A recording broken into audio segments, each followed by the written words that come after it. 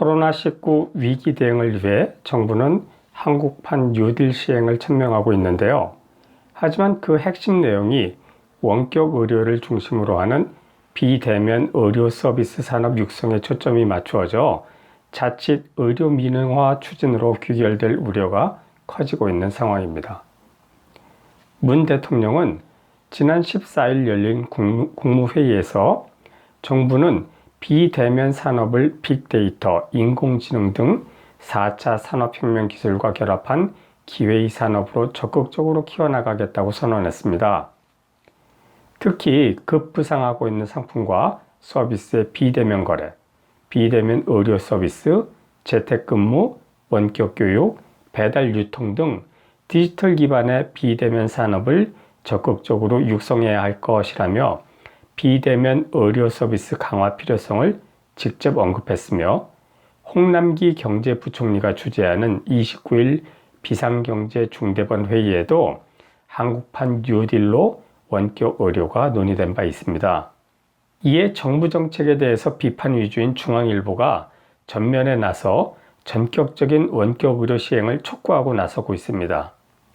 5월 4일자 송혜룡 고대 교수의 입을 빌어 원격 의료는 시대정신이다는 사설로 지금 당장 원격 의료를 시행해야 한다고 주장하며 구한말 쇄국정책 운운하며 규제 때문에 4차 산업과 AI 분야에서 선진 경쟁국들에 뒤처져 큰일이라고 호들갑입니다. 5월 6일자 기사에서는 원격 의료 더 이상 미룰 수 없다라는 타이틀로 원격 의료의 전격적인 실행을 강조하고 있습니다. 작년 5월 27일 보건의료노조에서는 문 정부의 바이오 헬스 산업 혁신 전략의 문제점을 지적하며 바이오 헬스 산업 혁신 전략은 첨단 의약품과 의료기기를 신속 우선 심사로 인허가 기간을 대폭 감축해 안전 규제를 해제하겠다는 것이 핵심이며 보건의료 빅데이터를 삼성화재 등 민간 기업에 제공하여 국민의 건강과 생명을 볼모로 삼아 재벌 기업들에게 차세대 먹거리를 제공하는 것이라고 비판한 바 있습니다. 정부가 제시한 바이오 헬스 산업 혁신 전략은 삼성의 보건의료산업화 구상과 바이오 산업 관련 업계의 요청사항이 총망라된 것입니다. 삼성은 이미 2010년에 이건희 회장이 5대 신수종 사업 중 하나로 바이오 분야를 지목한 바 있으며 2018년 삼성 이재용 부회장은 경제부총리와의 면담을 통해 바이오 산업을 제2의 반도체 산업으로 육성하겠다는 비전 제시와 함께 정부 측에 과감한 규제 완화를 요청한 바 있습니다. 바이오 헬스 산업을 반도체와 같은 기간 산업으로 키우겠다는 문재인 대통령의 발언은 대통령의 입만 빌렸을 뿐 삼성의 바이오 산업 육성 전략을 그대로 반영한 것으로 비춰집니다. 의료계에서는 원격 의료와 관련 1, 2, 3차 진료 체계가 뿌리부터 흔들리고 큰 돈이 들어가는 원격 의료 인프라 설비 투자가 불가능해 결과적으로 대형 병원이나 대기업 자본에 종속될 수밖에 없다며 크게 반발하고 있는 상황입니다. 인도주의 실천의사협의회는 한국판 뉴딜이 원격 의료? 재난을 빌미로 의료 민영화 추진 중단하라는 성명서를 통해 정부의 정책을 강력하게 비판하고 있습니다.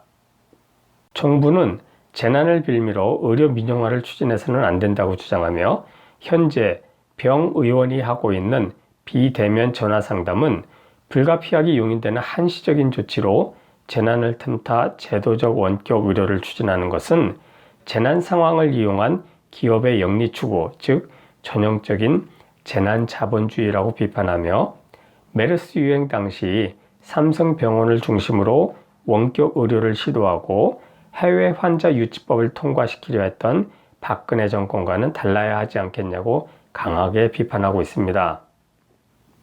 아울러 기업들이 노리는 원격 의료의 핵심은 손목시계형 심전도 장치 등 디지털 장비와 통신 설비를 판매하고 값비싼 기기와 설비를 사용해서 의료비를 높여 돈벌이를 하는 것이고 이는 필히 대형 병원 쏠림 현상과 민간 통신기업에게 개인 질병 정보 집적을 허용해야 하기에 정보 유출 위험도 크다고 주장합니다. 벽오지 도서 지역에 원격 진료가 필요하다는 것도 어불성설인 것이, 취약지 노인들에게 필요한 것은 복잡한 기계 판매가 아니라 방문 진료 체계와 응급시설을 갖춘 공공의료 확대라는 것입니다. 또한 제대로 된 정부 투자와 일자리 창출 방안은 국공립 병상 확충과 공공의료 인력 확보에 있지, 비대면 디지털 일자리를 창출하겠다는 것은 지나치게 한가한 소리이며, 오히려 기계화 자동화는 의료 인력 축소의 빌미가 될 뿐이라고 주장합니다. K방역이 전 세계의 모범이 될 정도로 성공하였으나 그것은 역학적 초기 대응의 신속함과 의료진의 희생, 그리고 많은 국민들의 노력이 있었기에 가능했으며, 유럽보다 훨씬 열악한 공공의료 자원을 가진 한국에서 2차 유행이 일어난다면 큰 위기가 닥칠 수 있습니다.